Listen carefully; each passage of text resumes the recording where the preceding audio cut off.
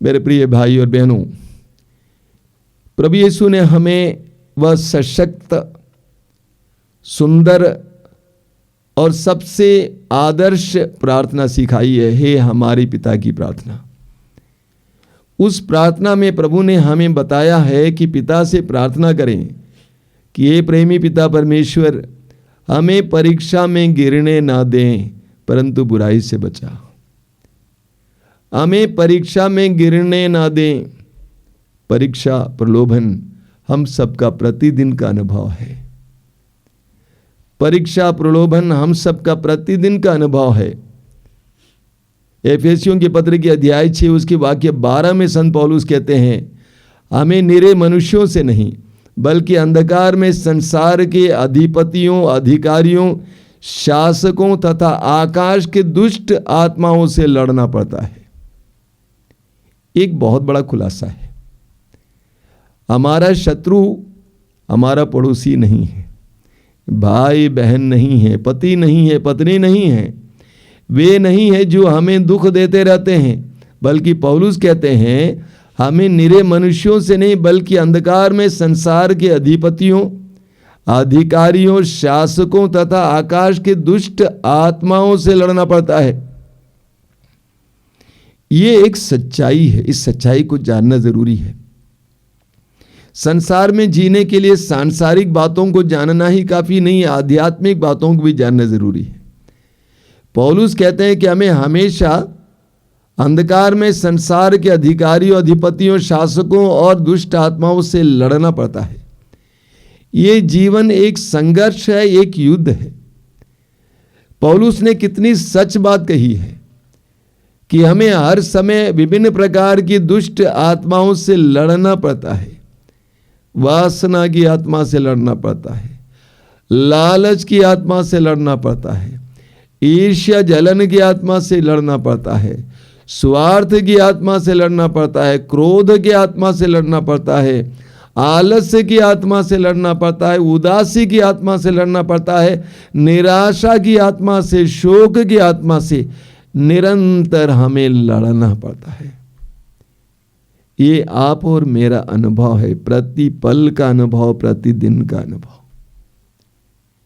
पेतरुस इसी बात को दूसरे ढंग से रखते हैं। पेतरुस का पहला पत्र अध्याय 5 वाक्य 8 में पेतरुस कहते हैं, आप संयम रखें, जागते रहें। आप संयम रखें, जागते रहें। आपका शत्रु शैतान दहाड़ते सिंह की तरह विचरता है, ढूंढते रहता है कि किसे फाड़ खाएं। पेतरुस भी हमारे सामने आध्यात्मिक रहस्यों के बारे में खुलासा कर रहे हैं। पेतरुस कहते हैं आप संयम रखें और जागते रहें। क्यों? क्योंकि आपका शत्रु शैतान, शैतान शब्द का अर्थ ही शत्रु है, आपका शत्रु शैतान दहाड़ते सिंह की तरह विचरता है और ढूंढते रहता है कि किसे फाड़ खाएं।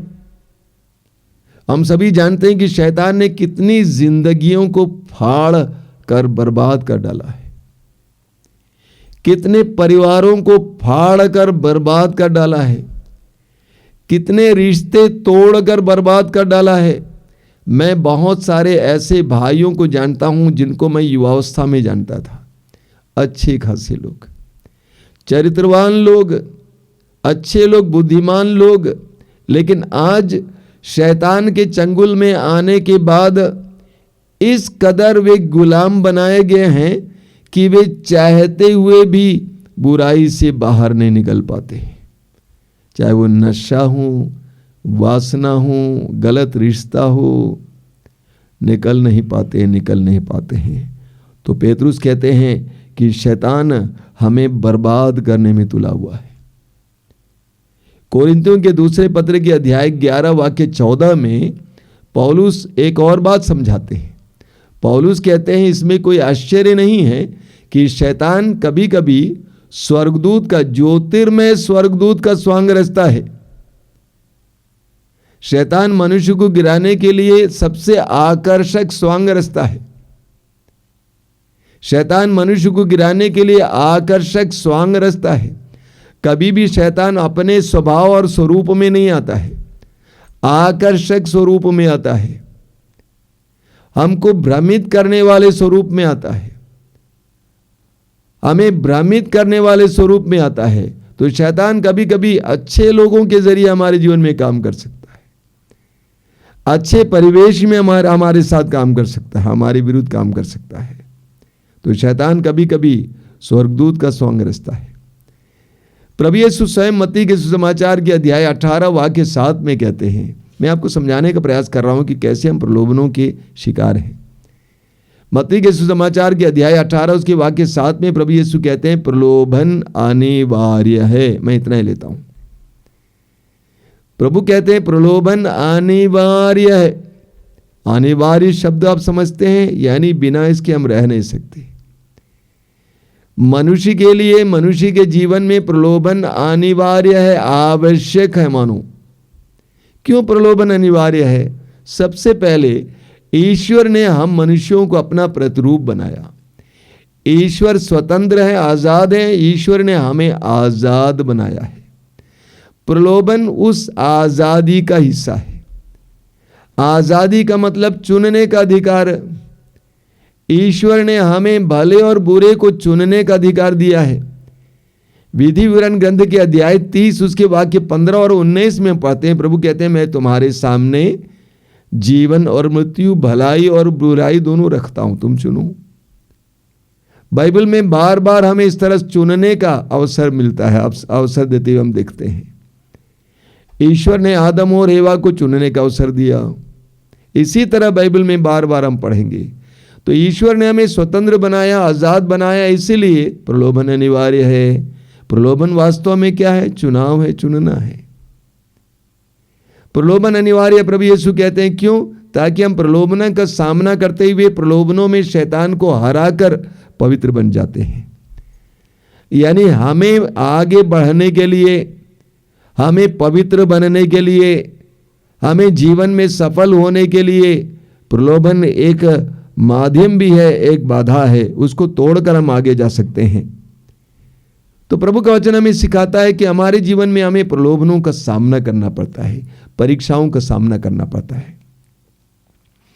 हम बाइबल में बड़े बड़े लोगों का उदाहरण पाते हैं, आगे हम मनन करेंगे। उनके जीवन में प्रलोभन आया। कलीसिया के इतिहास में बड़े बड़े संतों के बारे में पढ़ते हैं, उनके जीवन में प्रलोभन आया। बहुत बड़े संत फ्रांसिस असीसी, कितना प्रलोभन उनको हुआ था। तो प्रलोभन हमारे लिए अनिवार्य है, हमारे जीवन में बना रहता है। मैं आज आपके सामने बाइबल के 2 खास प्रलोभनों को आपके सामने रखना चाहता हूं। पहला है उत्पत्ति ग्रंथ अध्याय 3 में हेवा और आदम के लिए, आदि मानव के लिए प्रलोभन। वचन में हम पढ़ते हैं कि ईश्वर ने मनुष्य को, आदम और हेवा को एक सुंदर बगान में रखा, आदन बगान में, और कहा कि तुम इसके अधिकारी हो, नाम दो किसी को भी, कोई भी नाम दो, ये इसका तुम अधिकारी हो। और ईश्वर ने उनके सामने भी एक चुनाव रखा, चुनने का मौका दिया। ईश्वर ने कहा कि सारे पेड़ों के फल खा सकते हो, लेकिन बीचों बीच जो पेड़ है उसका फल नहीं खाना। उसका फल खाओगे तुम्हारी आंखें बंद हो जाएंगी, तुम मर जाओगे। ईश्वर वहां से अड़ जाता है और वहां पर सांप आ जाता है, सर्प आ जाता है, शैतान आता है और हेवा से पूछता है क्या ईश्वर ने कुछ कहा है इसके बारे में। हेवा बताती है कि ईश्वर ने कहा यदि तुम इसको खाओगी मर जाओगी। और शैतान एक विपरीत बात बताता है, सच्चाई यह है इसको खाओगी तुम्हारी आंखें खुल जाएंगी और तुम ईश्वर के बराबर हो जाओगी, ईश्वर के सदृश हो जाओगी। शैतान ने हेवा से कहा यदि तुम इस फल को खाओगी तो तुम्हारी आंखें बंद नहीं होंगी बल्कि तुम्हारी आंखें खुल जाएंगी और तुम ईश्वर के सदृश हो जाओगी। शैतान ने हेवा से जो कहा बहुत ही आकर्षक बात थी, तर्कपूर्ण बात। अंग्रेजी में एक सुंदर गीत है, open my eyes O Lord, मेरी आंखों को खोल दे प्रभु। सुंदर गीत है, हम लोग बराबर गाते भी हैं, बोलते भी हैं, प्रभु मेरी आंखों को खोलिए, मेरे नयनों को खोलिए। हिंदी में हम लोग वो गीत गाते हैं, मेरे दिल में बसने वाले प्रभु मुझे तेरे जैसा बना दे। तो शैतान ने जो कहा हेवा को बिल्कुल तर्कपूर्ण बात थी, हेवा को बहुत अच्छी लगी क्योंकि शैतान ने कोई गलत बात नहीं कहा। शैतान ने कहा कि अगर तुम इसको खाओगी तुम्हारी आंखें खुल जाएंगी और तुम ईश्वर के सदृश हो जाओगी। कितनी अच्छी बात है। मैं एक बात आपके सामने रखना चाहता हूं, प्रलोभन अक्सर तर्कपूर्ण होता है, लॉजिकल होता है। शैतान हमारे सामने कोई उटपटांग बात नहीं लाता है, तर्कपूर्ण बात लाता है। आंखें खुलना अच्छी बात है, ईश्वर के सदृश होना अच्छी बात है, हमें ईश्वर के सदृश होना चाहिए, बनना चाहिए, उनकी तरह बनना चाहिए, अच्छी बात है। तो प्रलोभन अक्सर इस तरह तर्कपूर्ण रहता है। यही कारण है कि आधुनिक इंसान आसानी से गिर जाता है। आधुनिक इंसान को तर्क चाहिए। एक छोटा उदाहरण लीजिए, एक छोटा सा बच्चा है, उसको बताया जाए ऐसा नहीं करना, तो बच्चा क्या जवाब देगा?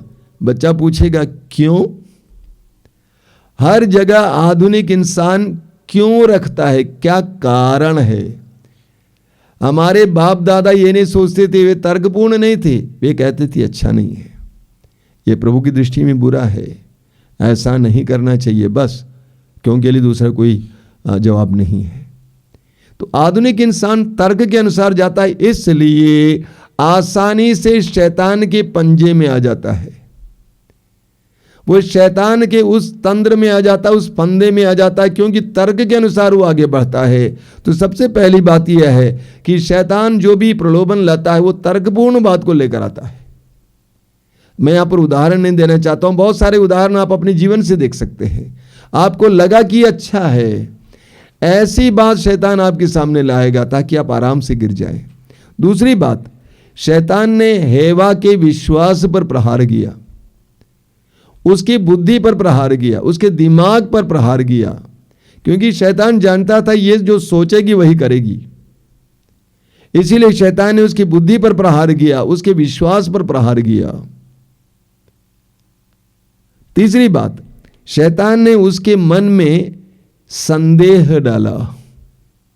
शैतान यही करता है, संदेह डाला, ईश्वर पर संदेह, ईश्वर के प्रेम पर संदेह। क्या ईश्वर ने हमें प्रेम किया है? वास्तव में प्रेम करता? अगर प्रेम करता तो ये बात क्यों बोलता?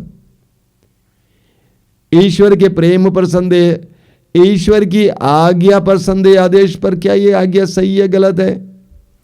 ईश्वर के वचन पर संदेह, प्रभु ने जो कहा क्या वो वचन भरोसामंद है? तो शैतान ने उसके मन में एक संदेह डाला। याद है आपको मत्ती अध्याय 14 में पेतरुस ने संदेह किया और वो डूबा। तो हेवा और आदम ने संदेह किया ईश्वर पर, ईश्वर की वाणी पर, ईश्वर के आदेश पर। शैतान ही आज भी करता है, हमारे मन में शैतान संदेह डालता है, सही ना, संदेह डालता है ईश्वर पर, ईश्वर की बातों पर, ईश्वर के वचन पर, ईश्वर के आदेश पर संदेह डालता है। तीसरी बात, शैतान ने आदम और हेवा के मन में लालच का बीज डाला। तुम्हारी आंखें खुल जाएंगी, ईश्वर के सदृश हो जाओगे। लालच का बीज बोया और लालच बढ़कर उनके लिए विनाश का कारण बना। आगे शैतान ने उनके मन को भ्रमित कर दिया। आदम और हेवा भ्रमित हो गए, उनके समझ में नहीं आ रहा था क्या सही है क्या गलत है। वास्तव में शैतान आधुनिक इंसान के साथ भी यही करता है, आप और मेरे साथ भी यही करता है, हमें भ्रमित कर देता है। इसलिए हमें प्रलोभन में समझने की आवश्यकता है, हम तर्क के साथ नहीं जा सकते। शैतान हमें भ्रमित करता है। अब देखिए, हेवा ने शैतान के वश में आने के बाद, फिर प्रलोभन में पड़ने के बाद, फिर उस फल को देखा और वचन में लिखा हुआ है उसको बहुत सुंदर दिखाई देने लगा, स्वादिष्ट दिखाई देने लगा। उसने सोचा इसको खाऊंगा तो कितना स्वादिष्ट होगा, इसको खाऊंगा तो मेरी बुद्धि कितनी खुलेगी, मेरे अंदर कितना ज्ञान आएगा। वही फल जो आज तक, अभी तक उसके लिए डर का कारण था, उसकी ओर देखने तक को सोचती नहीं थी, अब प्रलोभन में गिरने के बाद वह सुंदर दिखने लगता है, स्वादिष्ट दिखने लगता है। प्रलोभन में गिरने के बाद मनुष्य अंधा हो जाता है, मनुष्य अंधा हो जाता है। वो समझ नहीं पाता है कि मैं क्या कर रहा हूं। वो सोचता है कोई नहीं देखता है, कोई नहीं जानता है, लेकिन सच्चाई यह है कि सभी जानते हैं, लेकिन वो स्वयं अंधा बन जाता है। और हम जानते हैं कि आदम और हेवा शैतान के वश में पड़ जाते हैं और वे पाप के शिकार बनते हैं। दूसरा प्रलोभन है प्रभु यीशु का प्रलोभन। लूकस के सुसमाचार के अध्याय 4 में हमें इसके बारे में पढ़ने को मिलता है। सबसे पहली बात यह है, प्रभु यीशु कितनी बार प्रभु यीशु को प्रलोभन हुआ था? कुछ लोग कहते हैं 3 बार, बिल्कुल नहीं। सुसमाचार में बताता है कि वो 40 दिन उनको प्रलोभनों से गुजरना पड़ा। अलग अलग प्रकार के प्रलोभन उसके सामने रखे जा रहे थे, लेकिन 40 दिन और 40 रात के उपवास और प्रार्थना के बाद जब वो आध्यात्मिक रूप से पुष्ट हो गए, पवित्र आत्मा से भर गए, उस समय शैतान प्रभु के सामने 3 खास प्रलोभन लाता है। सबसे पहली बात जो हमें जानना और मनन करने की आवश्यकता हुई है कि प्रभु यीशु के सामने शैतान ने यह खास प्रलोभन उस समय लाया जब यीशु आध्यात्मिक रूप से पुष्ट हो गए थे, आध्यात्मिकता की पराकाष्ठा में थे, ऊंचाई पर थे। शैतान यही करता है। जब हम लोग आध्यात्मिक रूप से अच्छे होंगे, परिवार में सब कुछ अच्छा होगा, उसी समय शैतान मारेगा। जब हम लोग ऊंचाई पे हैं, उस समय शैतान मारेगा, ताकि हम गिरेंगे तो हमारी हड्डियां टूट जाएंगी। यही शैतान करता है। तो पहली बात यह है कि जब प्रभु यीशु अपने आध्यात्मिक अनुभव की चोटी पर थे, उस समय शैतान ये 3 बड़े प्रलोभन उनके सामने लाता है। 3 प्रलोभन क्या क्या हैं? सबसे पहले प्रभु यीशु को 40 दिन और 40 रात के उपवास और प्रार्थना के बाद इतनी भूख लगी होगी, आप सोच सकते हैं। वो चल नहीं पाते रहे होंगे। वचन में लिखा हुआ है कि वो बहुत कमजोर हो गए। ऐसे में शैतान आता है और कहता है, यदि तुम ईश्वर के पुत्र हो, ये काम कर, इन पत्थरों को रोटियों में परिवर्तित कर और उसे खा ले। प्रलोभन क्या है? सबसे पहली बात, शैतान कह रहा है कि तुम्हारे अंदर शक्ति है, सामर्थ्य है, तुम ईश्वर के पुत्र हो। 40 दिन और 40 रात के उपवास और प्रार्थना के द्वारा तुम्हारे अंदर आध्यात्मिक ताकत आई है, और उस ताकत को अपने लिए इस्तेमाल कर रोटी बनाओ और खा जाओ। पूरे सुसमाचारों में हम पढ़ते हैं कि प्रभु यीशु ने बहुत सारे चमत्कार और चिन्ह प्रकट किया, लेकिन एक भी चमत्कार या चिन्ह प्रभु ने अपने लिए प्रकट नहीं किया। यानी शैतान की प्रेरणा यह थी, शैतान उकसा रहा था कि ईश्वर के द्वारा दिया गया यह सामर्थ्य, ईश्वर से प्राप्त यह अधिकार, ये शक्ति अपने लिए इस्तेमाल करो। प्रभु ने इनकार किया। आज हमें देखने को मिलता है समाज से प्राप्त ताकत, शक्ति, अधिकार, पद को कैसे दुरुपयोग किया जाता है। हर स्तर पे, राजनीतिक स्तर पे, धर्म के स्तर पे, हर स्तर पर उनको प्राप्त अधिकार और पद का और शक्ति का कैसे दुरुपयोग किया जाता है। यहां तक कि दूसरों को कष्ट देने के लिए दुरुपयोग किया जाता है। ऐसे में प्रभु यीशु का यह प्रलोभन हमारे लिए एक सुंदर उदाहरण है। प्रभु ने इनकार किया। दूसरा है कि शैतान ने कहा कि इन पत्थरों को रोटी बना दो और खा जाओ। तो प्रभु यीशु ने क्या कहा? मनुष्य केवल रोटी से नहीं जीता, बल्कि परमेश्वर के मुख से निकलने वाले हर एक वचन से। यानी प्रलोभन क्या था? सिर्फ रोटी से जीने के लिए प्रलोभन। आधुनिक इंसान का ये मैं सोचता हूं सबसे बड़ा प्रलोभन है।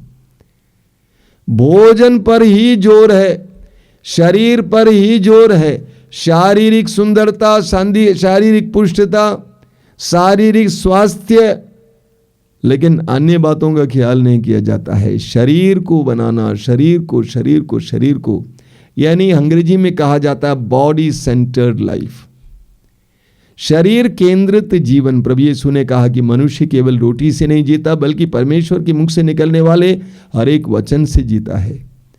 अगला प्रलोभन क्या था? प्रभु यीशु को यरूशलेम मंदिर की चोटी तक ले जाता है शैतान और कहता है कि कूदो, अगर तुम ईश्वर के पुत्र हो तो कूदो, तुम गिरोगे और तुम्हें कुछ नहीं होगा, क्योंकि लिखा हुआ है कि तुम्हारे दूत तुम्हारी रक्षा करेंगे। कूदो, सभी लोग देखेंगे और तुम्हें कुछ नहीं होगा, तुम खड़े हो जाओगे एक जादूगर की तरह, संसार के सामने तुम मसीहा बन के दिखाओगे। प्रभु ने कहा ना, अपने प्रभु की परीक्षा नहीं लेना। कई लोग अपने जीवन में प्रभु की परीक्षा लेते हैं। जो करना नहीं चाहिए करते हैं, जो प्रभु नहीं चाहते वो भी करते हैं। ऐसे रिस्क लेते हैं, बड़े बड़े रिस्क लेते हैं, सोचते हैं कोई बात नहीं प्रभु संभालेंगे। नहीं, जो प्रभु नहीं चाहते हैं रिस्क लेते हैं और प्रभु को परीक्षा में डालने का प्रयास करते हैं। प्रभु ने कहा, लिखा है अपने प्रभु ईश्वर की परीक्षा मत लो। तीसरा प्रलोभन, यह भी महत्वपूर्ण है। प्रभु यीशु को पहाड़ की चोटी पर ले जाता है और सारे संसार को दिखाता है कि यह सब मेरा है, मैं तुमको दे दूंगा सांसारिक वैभव। क्या करना होगा तुम्हें मेरी आराधना करनी होगी। बहुत जबरदस्त उदाहरण है। आधुनिक इंसान का मैं सोचता हूं ये एक बहुत बड़ा प्रलोभन है। सांसारिक वैभव के लिए, सांसारिक उपलब्धि के लिए, चीजों के लिए, पोजेशन के लिए, धन के लिए, पद के लिए, अधिकार के लिए शैतान कहता है मेरी आराधना करो, थोड़ा सा समझौता कर लो। झूठ बोलने से क्या जाता है, थोड़ा सा झूठ बोलना अच्छा है, तुम्हें फायदा हो तो। हिसाब किताब थोड़ा टेढ़ा मेढ़ा करो, अगर तुमको फायदा है तो अच्छी बात है। शैतान यही कहता है मेरी आराधना करो। प्रभु ने कहा, लिखा है अपने प्रभु ईश्वर को छोड़कर और किसी की आराधना मत करो। सवाल यह खड़ा होता है कि प्रभु यीशु ने शैतान का या प्रलोभनकर्ता का कैसे सामना किया। प्रभु यीशु ने शैतान के साथ कोई बातचीत शुरू नहीं की। प्रभु यीशु ने कहा, हट जाओ शैतान, हट जाओ शैतान। हम मनुष्यों को प्रभु यीशु से सीखने की आवश्यकता है। चाहे कोई भी व्यक्ति हो, कोई भी चीज हो, हमारे सामने प्रलोभन के रूप में आता है, हमें कहना है हट जाओ शैतान, दैट्स ऑल। प्रारंभ में ही बोलना है, बातचीत नहीं करना, मोलभाव नहीं करना। बाद में आप शैतान से बच नहीं पाएंगे।